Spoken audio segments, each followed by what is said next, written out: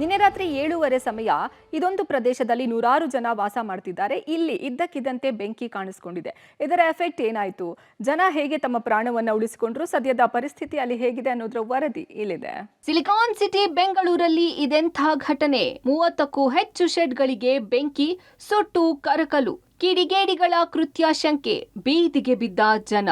ಸುಟ್ಟು ಕರಕಲಾಗಿರುವ ಶೆಡ್ಗಳು, ಗೃಹ ಬಳಕೆ ವಸ್ತುಗಳೆಲ್ಲ ಬೆಂಕಿಗಾಹುತಿ. ಮಲಗೋಕೆ ಜಾಗ ಇಲ್ಲ, ತಿನ್ನೋಕೆ ಊಟ ಇಲ್ಲ.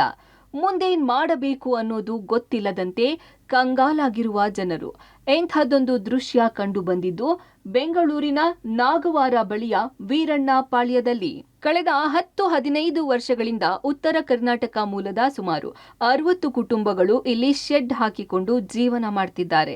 ಗಾರೆ ಕೆಲಸ, ಕೂಲಿ ಕೆಲಸ ಮಾಡಿಕೊಂಡು ಈ ಪುಟ್ಟ ಶೆಡ್ಗಳಲ್ಲೇ ವಾಸವಾಗಿದ್ರು. ಆದರೆ ಇಲ್ಲಿನ ಅರ್ಧದಷ್ಟು ಶೆಡ್ಗಳು ಬೆಂಕಿಗೆ ಆಹುತಿಯಾಗಿವೆ. ನಿನ್ನೆ ಸುಮಾರು ಸಂಜೆ 7:30 ಸಮಯದಲ್ಲಿ ಇಲ್ಲಿನ ಒಂದು ಭಾಗದಲ್ಲಿ ಏಕಾಏಕಿ ಬೆಂಕಿ ಕಾಣಿಸಿಕೊಂಡಿತ್ತು. ಏನಾಗ್ತಿದೆ ಅಂತ ಗೊತ್ತಾಗೋ ಹೊತ್ತಿಗೆ ಬೆಂಕಿಯ ಕೆನ್ನಾಲಿಗೆ ಇತರೆಡೆ ಇದ್ದ ಶೆಡ್ಗಳಿಗೂ ಹಬ್ಬಿದೆ. ಮನೆಯಲ್ಲಿದ್ದ ಮಕ್ಕಳು, ವಯಸ್ಸಾದವರು ಎಲ್ಲರನ್ನ ಕರ್ಕೊಂಡು ಜನ ಹೊರಗೆ ಓಡಿ ಬಂದಿದ್ದಾರೆ. ಪರಿಣಾಮ ಮನೆಯಲ್ಲಿದ್ದ ಎಲ್ಲ ಗೃಹ ಬಳಕೆ ವಸ್ತುಗಳು, ಬಟ್ಟೆಗಳು, ಚಿಕ್ಕಪುಟ್ಟ ಹಣ, ಒಡವೆ ಎಲ್ಲವೂ ಬೆಂಕಿಯಲ್ಲಿ ಸುಟ್ಟು ಕರಕಲಾಗಿವೆ. ನಾನು ಮನೆ ಕೆಲ್ಸಕ್ಕೆ ಹೋಗಿದ್ದೆ. ರಾತ್ರಿ 7 ಗಂಟೆಗೆ ಬಂದೆ. ಏನು ಉಳಿದಿಲ್ಲ, ಬರೀ ಬಟ್ಟೆಗಳು, ಮನುಷ್ಯರು ಹಂಗೆ ಉಳಿದಿವಿ. ಮಕ್ಕಳು, ಮಗ ಅಲ್ಲಿ ಇದು ಮಾಡಾಗ ನಮಗಂತೂ ಏನು ಉಳಿದಿಲ್ಲ. ಎಲ್ಲ ಇಷ್ಟು ಜನ ಇದ್ರು ಒಂದೇನೇನು ಉಳಿದಿಲ್ಲ, ಬರೀ ಬಟ್ಟೆಂದೇ ಉಳಿದಾವೆ. ಸಡನ್ ಆಗಿ ಬೆಂಕಿ ಬಿದ್ದ ಕಾಸಿ ಎಲ್ಲ ನಮ್ಮ ಬಟ್ಟೆ, ಬರೀ ಸಾಮಾನು, ಎಲ್ಲ ರೇಷನ್ ಎಲ್ಲ ಸುಟ್ಕೊಂಡ್ಬಿಟ್ಟೈತೆ ಸರ್. ಏನು ಉಳಿದಿಲ್ಲ. ನಮ್ಮ ಆ ಬೆಂಕಿಗೆ ಭಯ ಬಿದ್ದು ನಮ್ಮ ಮಕ್ಕಳು ಕರ್ಕೊಂಡು ಆಚೆ ಹೋಗಿವಿ ನೋಡಿ ಸರ್.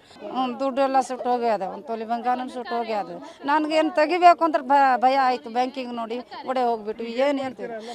ಇನ್ನು ಈ ಜಾಗದಲ್ಲಿ ವಾಸ ಮಾಡೋರನ್ನ ಖಾಲಿ ಮಾಡಿಸೋಕೆ ಹುನ್ನಾರ ನಡೆಸಿದ್ದಾರೆ ಅನ್ನೋ ಆರೋಪಗಳು ಕೇಳಿ ಬಂದಿವೆ. ಈ ಹಿಂದೆ ಕೂಡ ಇಲ್ಲಿನ ಜಾಗ ಖಾಲಿ ಮಾಡಿ ಅಂತ ಹಲವರು ಒತ್ತಾಯ ಮಾಡಿದ್ರಂತೆ.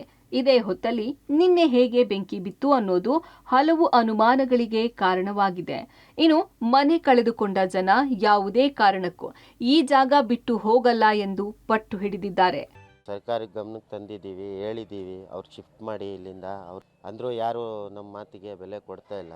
ಹಂಗಾಗಿ ನಿನ್ನೆ ರಾತ್ರಿ ಘಟನೆ ನಡೆದ ಮೇಲೆ ಎಲ್ಲ ಗೌರ್ಮೆಂಟ್ ಅಧಿಕಾರಿಗಳಿಗೂ ನಾವು ವಿಷಯ ತಿಳಿಸಿದ್ದೀವಿ. ಅಂದರೆ ಬಂದು ಬಡವ್ರಿಗೆ ಏನಾಗಿದೆ, ಕಾರ್ಮಿಕರು ಈ ಥರ ಇದ್ದಾರಲ್ಲ, ಚಿಕ್ಕ ಮಕ್ಕಳು ಇದ್ದಾರೆ, ಎಲ್ಲ ಇದ್ದಾರೆ, ಅವ್ರು ಯಾರು ಬಂದು ಇಲ್ಲಿ ಏನು ಅವ್ರಿಗೆ ಸಹಕಾರ ಮಾಡ್ತಾ ಇಲ್ಲ ಸರ್. ಇಲ್ಲಿ 30 ಮನೆವರೆಗೂ ಸುಟ್ಟೋಗಿದೆ ಸರ್. ಅವರು ಕೂಡಿಟ್ಟಿದ್ದು 5 ರೂಪಾಯಿ 10 ರೂಪಾಯಿ ಎಲ್ಲ ದುಡ್ಡು ಎಲ್ಲ ಹೋಗಿದೆ. ಅವ್ರದ್ದು 50,000, 15,000, 20,000 ಅವ್ರದ್ದು ಏನೇನೋ ಚಿನ್ನ ಒಡವೆ ಏನಿತ್ತು ಅದೆಲ್ಲ ಸುಟ್ಟೋಗಿದೆ ಸರ್. ಒಟ್ಟಾರೆ ಪೊಲೀಸರು, ಅಗ್ನಿಶಾಮಕ ದಳದ ಸಿಬ್ಬಂದಿ ಬೆಂಕಿ ನಂದಿಸಿದ್ದಾರೆ. ಪೊಲೀಸರ ತನಿಖೆಯಿಂದಷ್ಟೇ ಬೆಂಕಿಯ ಹಿಂದಿನ ಅಸಲಿ ಕಾರಣ ತಿಳಿಯಬೇಕಿದೆ. ಸದ್ಯ ಮನೆ ಕಳೆದುಕೊಂಡಿರುವ ಜನರ ನೆರವಿಗೆ ಸಂಬಂಧಪಟ್ಟ ಅಧಿಕಾರಿಗಳು, ರಾಜಕೀಯ ನಾಯಕರು ಧಾವಿಸಬೇಕಿದೆ. Umesh, crime bureau, public TV.